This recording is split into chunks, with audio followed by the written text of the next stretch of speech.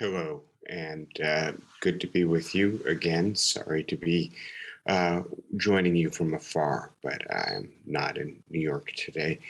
And I'm going to speak with you today, of course, about what happened in the Supreme Court over the last couple of days.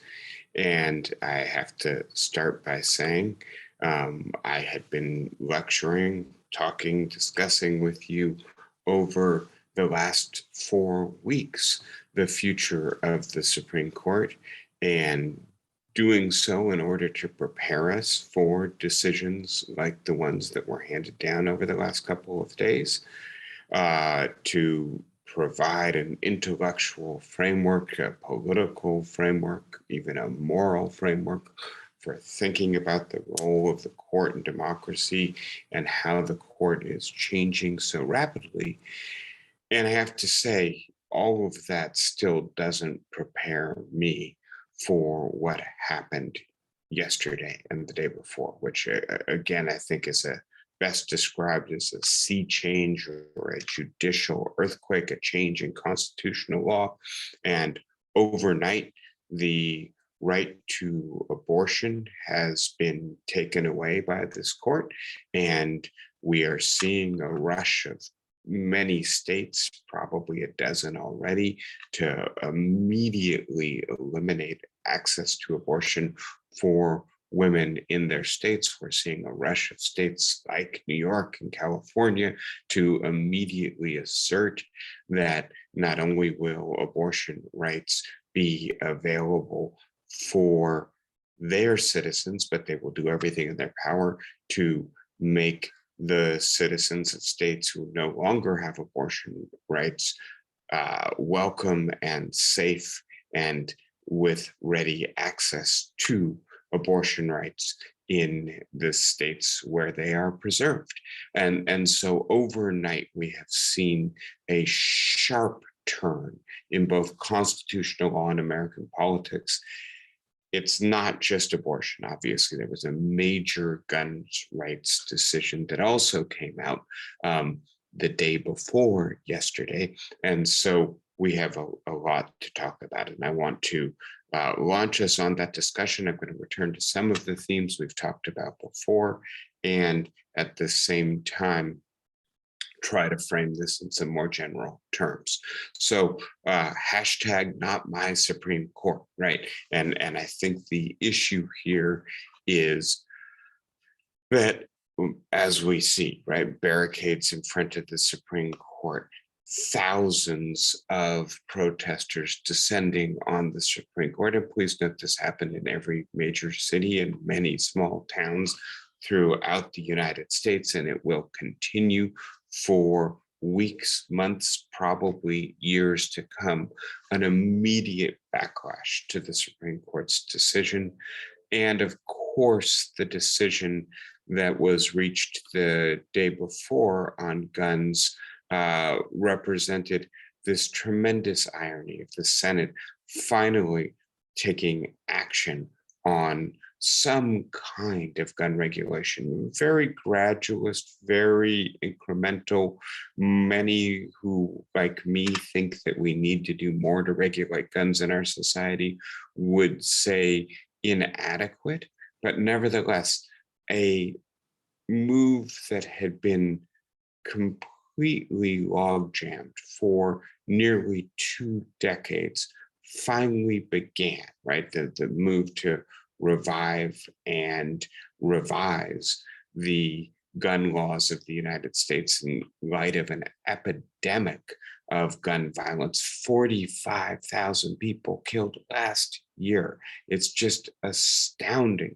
And of course, more and more children being killed in schools, some modest, sensible legislation, and then that occurs on exactly the same day that the court further radicalizes the right to bear arms. And so when I speak of tectonic shifts on guns, right? The idea here, right? It's a precise metaphor of two plates moving in opposite directions and the tension manifesting itself, the political institutions of Congress changing gun law and the legal institutions of the court, making it more difficult to pass gun laws. I think the constitutional crisis, it's a slow motion one.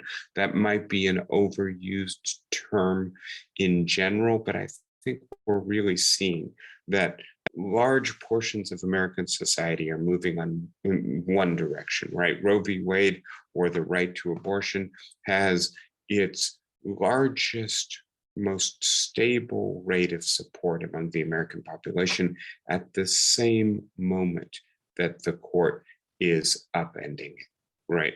And then we get legislation on guns on the same day that the court makes it more difficult to regulate guns. We're seeing the radicalization of the current court on full display, and in the sense that, right, we have now a 6-justice conservative supermajority, and the decision on Roe, I guess, left little doubt. Chief Justice John Roberts will ultimately join this majority, even if he is reluctant to move at the pace at which it is moving, as he expressed in his concurring opinion. He ultimately agrees with where they're going, just not how quickly they're getting there. And so the court, its originalism, which we've talked about and we'll talk more about, but the sense that the right way to understand the Constitution is by understanding what it meant or how it was intended, right? We get slightly different versions in Justice Alito's decision overturning Roe, and the decision of Clarence Thomas extending Heller and the gun rights case. Slightly different versions of originalism on display, but we have not just an originalist supermajority who say we will interpret the Constitution by 18th and 19th century standards, not by 21st century standards. We also have a supermajority that is, in a sense, saying we've waited 50 years to regain control over this court. Perhaps some of them are saying we've waited 100 years. We're not going to go slow. We're going to take advantage of the moment. We're going to change the law quickly, dramatically, radically now, right? And so that is what this moment, these last 2 days, bring to the fore. And what we see in particular is not only the right contradictory developments on guns, but that Roe is now overturned, right? And I say the rush to overturn Roe is now complete. Again, the idea that there might be an incremental erosion of access to abortion as the Supreme Court gradually changed law to get us more accustomed to it, that is not the path it chose. It chose to invalidate Roe all at once in a single decision. So I see 3 big questions emerging from this historical moment. One of them is judicial. How far will this court go in reversing the law created by its predecessor courts, and how fast? And here we could be talking about gay rights, about rights to contraception, about rights to marry across race, about the entire category of privacy, but even more than that, as I've said to you in the past, about the very regulatory capacity of the federal government. Please note that the West Virginia versus EPA case has yet to be announced what the decision will be. And so we may have yet more radical law emanating from the Supreme Court next week. And I think one of the things you might say, I'm searching for metaphors, right? The dam has broken, right? The earthquake has occurred, the sea change is here. And so we should anticipate, I think, that this court will continue to move fast in changing constitutional law in a way that represents a radical reversal of much of the direction of constitutional law emanating from the court for the last 100 years. there is obviously a political dimension to this as well. Those protests show this, but I think the bigger question is, and I will try to provide some answers today. Does this represent, right, overturning Roe, the final victory for pro-life political forces in the United States? Or is this a battle that has been won, but that there are multiple battles still to come? And I believe it's the second, and I believe that what this represents is that the pro-life forces remain an essential ingredient in the coalition the Republican Party needs to assemble to have any chance of electoral success at a national level, and that the pro-life forces require further victories, further promises, further legislative and judicial campaigns to remain mobilized in the way that the Republican Party requires them to be. So we should not view this as I think, frightening as it is for many of us, as the final culmination of pro-life politics on the Republican side of the political divide. Rather, this is, I think, the beginning of a protracted battle over abortion rights, and the effort, on the other hand, to outlaw access to abortion for women in general across the United States. Third dimension has to do with democracy and the question of whether or not these decisions will undermine the Supreme Court. As far as many Americans are concerned, I titled the lecture #Not My Supreme Court, playing on the idea used in presidential politics, #Not My President, as a Twitter theme. Is it going to be the case that increasingly many Americans simply view the Supreme Court not as a forum of principle, or even as an institution that they are ambivalent about, given its questionable democratic bona fides, but especially in light of the direction it is moving and the contradiction between that direction and where many Americans stands? Will we, in fact, begin to view the court simply as an instrument of anti-democratic imposition of minority views?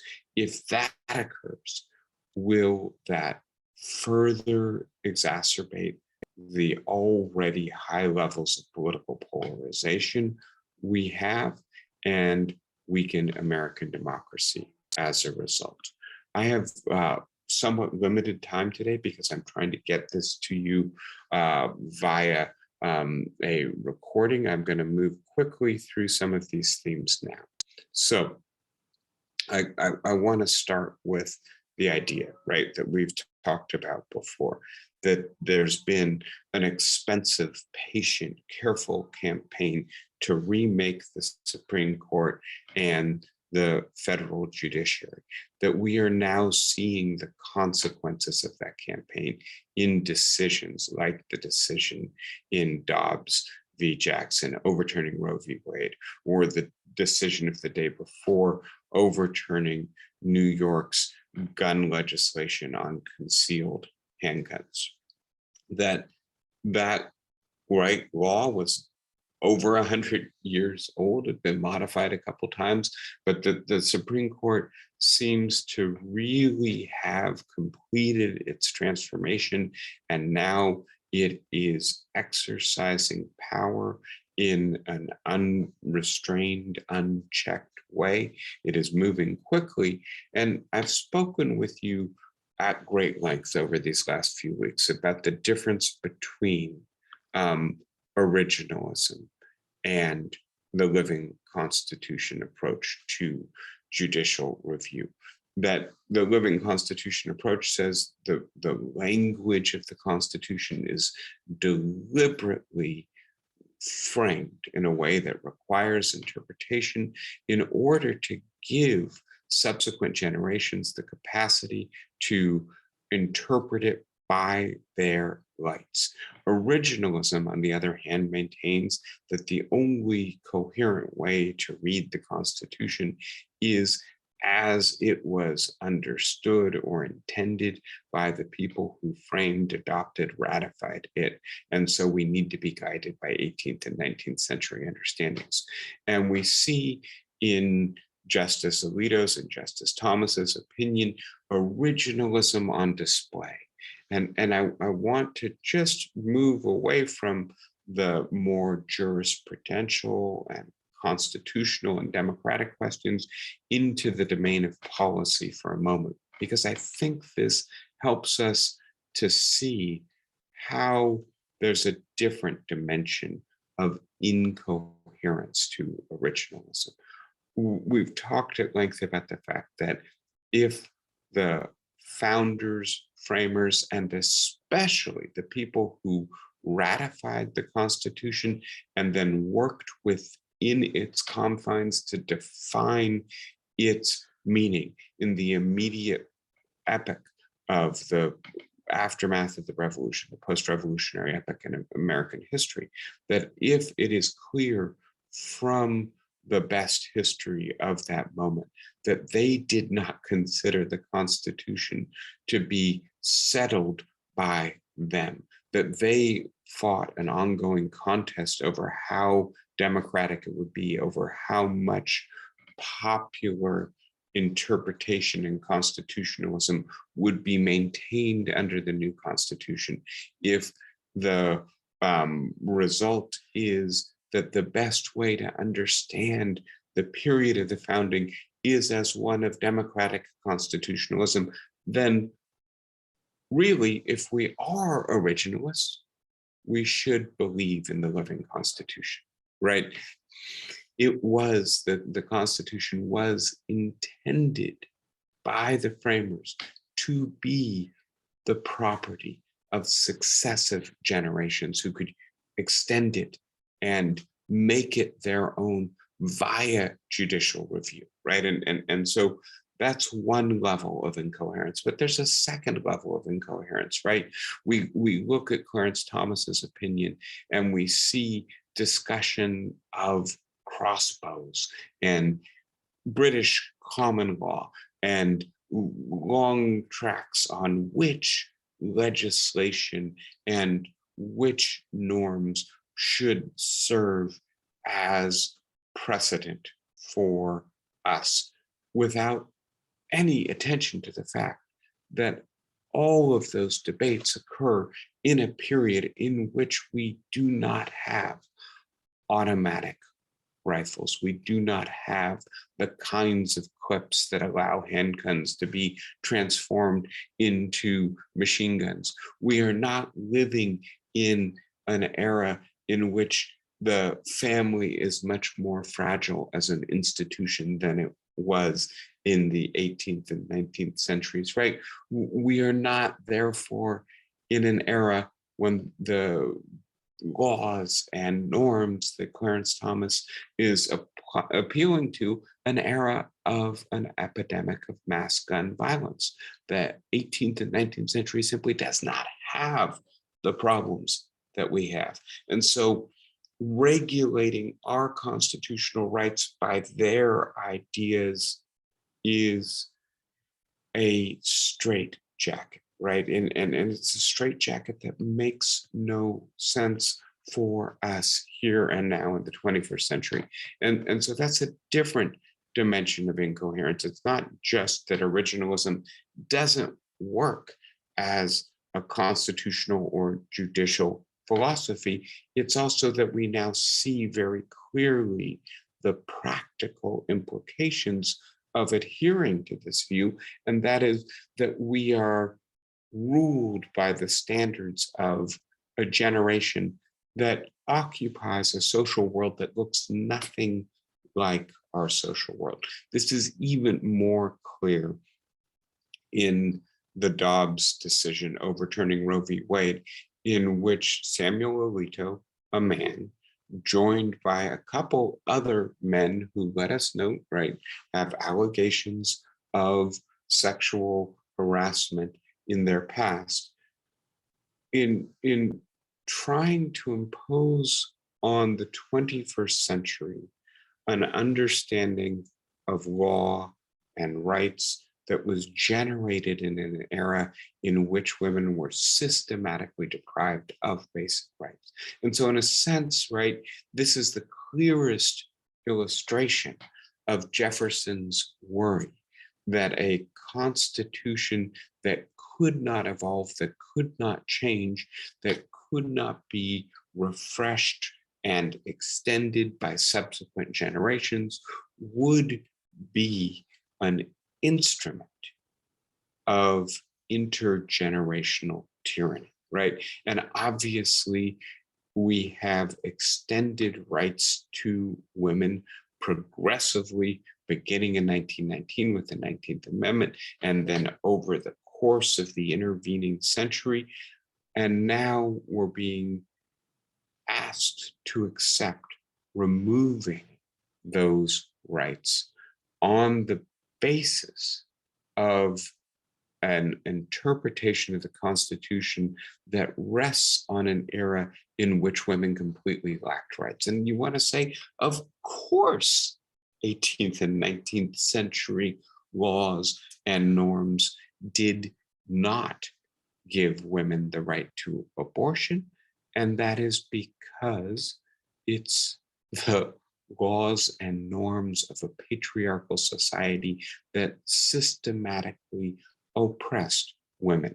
We are supposed to use their standards to determine what rights women have in the 21st century.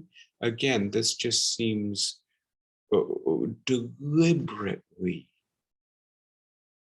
blinded in its approach to the law, to say, well, the 14th Amendment was adopted at a period when most states outlawed abortion.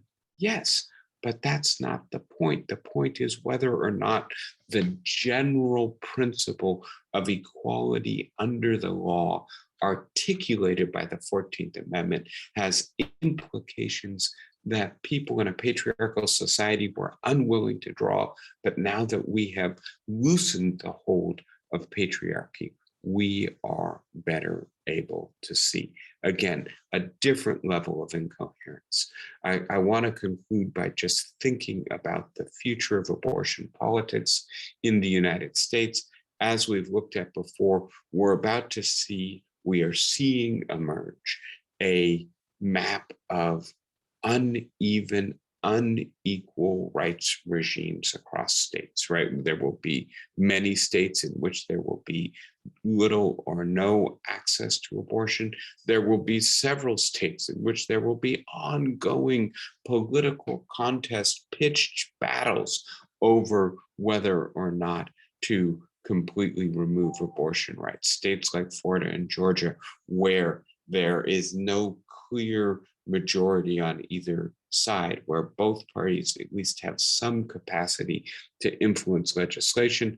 But most importantly, we're going to see this divide between states like California and New York, where the governors were out yesterday indicating loudly and clearly that they would extend rights to not only citizens of their own states, but citizens of neighboring states who lack them. We're going to see a pitched battle over which states' rules are going to be regulative for their citizens, right? And we're going to see a decline in abortion. I've shown you this before. I think it's likely to be an even unfair abortion. What we see in Texas after SB 8 goes into effect is a decline in legal in-state abortions, but a gradual return to almost the prior level of abortion. What we expect to see is around a 20 to 25% decline in abortion overall. And uneven in the sense that it's going to be areas in which there's a high concentration of poor women who are geographically distant from states in which abortion is still available and who may not have the social knowledge or wherewithal to gain access to abortion pills. So, roughly a decline 20% in abortion overall. I've shown you before that this is radically out of step of what a majority of Americans believe. What I want to conclude with today is thinking about the fact that we are going to have a pitched battle over abortion rights. I'm sorry, I'm searching for the right screen here. Give me just a moment. A battle that focuses on now conflicts in law between states, right?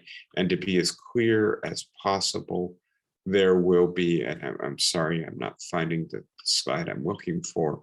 Um, there, there we go. No, I'm sorry. I'll stop and I'll just make the point like this: that there will be battles over the question about whether or not people can leave their state to get access from another state, battles about whether or not people will be able to get access to abortion pills. There will be efforts to surveil women, to look at, in particular, who is of childbearing age. Are they leaving the state? If so, why? Are they searching online for access to abortion pills? What are they getting in the mail? And we will have states that are strong pro life states passing laws trying to make it illegal for other states to provide their citizens access to abortion.